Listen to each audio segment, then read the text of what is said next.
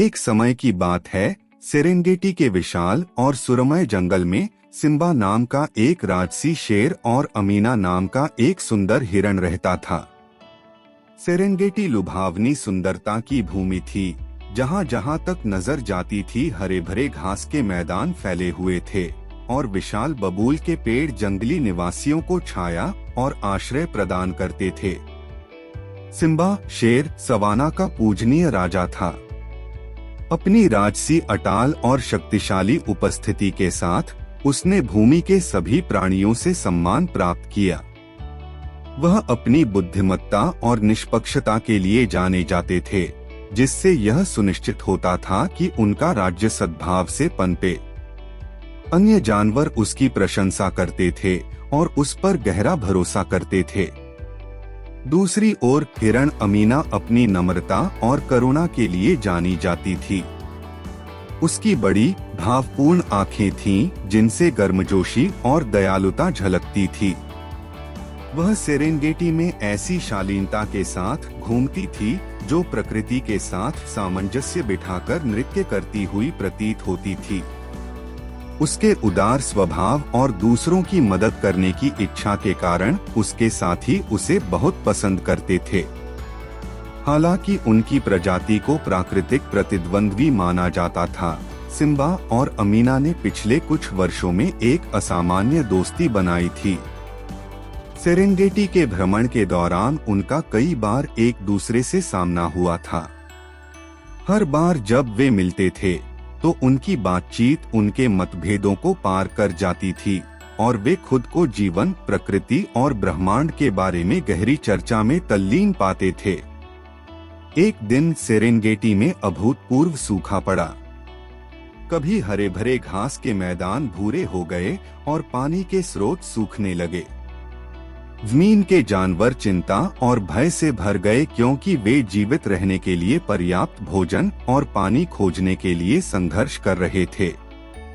Simba ने एक जिम्मेदार राजा के रूप में व्यवस्था बनाए रखने और उपलब्ध संसाधनों की राशनिंग करने की पूरी कोशिश की।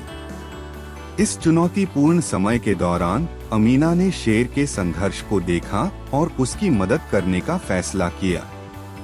उसकी प्रवृत्ति उसे शिकारियों के राजा से दूर रहने के लिए कहने के बावजूद उसके दयालु हृदय ने उसे सिम्बा के पास जाने और उसे सहायता प्रदान करने के लिए मजबूर किया। उसे आश्चर्य हुआ, सिम्बा ने उसके वास्तविक इरादों को पहचानते हुए खुली बाहों से उसका स्वागत किया। अमीना ने ज़मीन के बारे में अपने ज्ञान का उपयोग सिम्बा और उसके गौरव को छिपे हुए जल छिद्रों और चरागाहों तक ले जाने के लिए किया, जिनके बारे में केवल हिरण ही जानता था। बदले में सिम्बा ने अमीना और उसके साथी हिरणों को अन्य शिकारियों से बचाया, यह सुनिश्चित किया कि वे बिना किसी डर के आवश्यक संसाधनों तक पहुंच सकें। जैसे जैसे सूखा जारी रहा, उनकी दोस्ती गहरी होती गई और वे सीमाएं जो कभी उनकी प्रजातियों को विभाजित करती थीं, धुंधली होने लगीं। अन्य जानवरों ने इस असाधारण गठबंधन को देखा और अपने पूर्वाग्रहों पर पुनर्विचार करना शुरू कर दिया। उन्होंने महसूस किया कि एकता और सहयोग ऐसे कठिन समय में जीवित रहने की कुंजी है। एक शाम तारों से जगमगाते आकाश के नीचे सिम्बा और अमीना ने सेरेंगेटी के सभी जानवरों को एक भव्य सभा के लिए इकट्ठा किया। वे मित्रता और एकता के एक शक्तिशाली प्रतीक के रूप में एक साथ खड़े थे। सिम्बा ने तेज आवाज में कहा, सेरेंगेटी के साथी प्राणियों, हमने इस कठिन समय के दौरान एक अमूल्य सबक सीखा है। जब हम अपने मतभेदों को दूर करते हैं और करुणा और समझ को अपनाते हैं, तो हम अपने रास्ते में आने वाली किसी भी चुनौती को पार कर सकते हैं। अमीना ने कहा, उसकी आवाज कोमल लेकिन गूंजती है। हम सभी जीवन के इस विशाल जाल में जुड़े हुए हैं।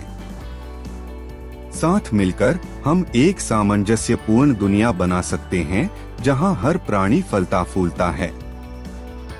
जानवरों ने ध्यान से सुना और उनके दिल शेर और हिरण की बुद्धि से छू गए।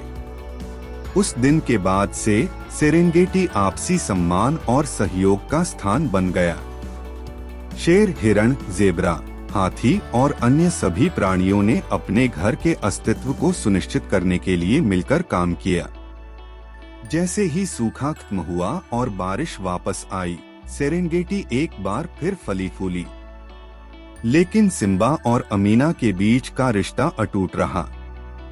उनकी कहानी एक किंवदंती बन गई जो पीढ़ियों से चली आ रही थी, जो सेरेंगेटी के जानवरों को दोस्ती, करुणा और एकता की शक्ति की याद दिलाती थी।